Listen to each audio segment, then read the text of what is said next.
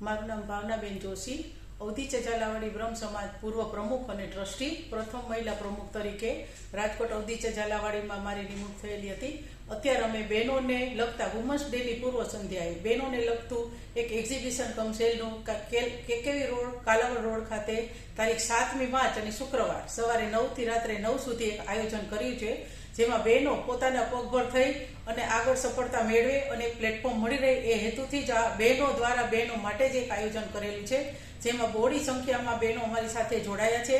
મારી સમગ્ર ટીમ શ્રી વૈશાલીબેન શુક્લ, ધાત્રીબેન ભટ્ટ, રાજલબેન જાની, માલતીબેન જાની, તેઓ પણ મારી સાથે આ માટે સહયોગ આપે છે. હેમાનીબેન રાવલ પણ અમારી સાથે છે. અમારી સમગ્ર ટીમ આ માટે ખૂબ જહેમત ઉઠાવી રહી છે.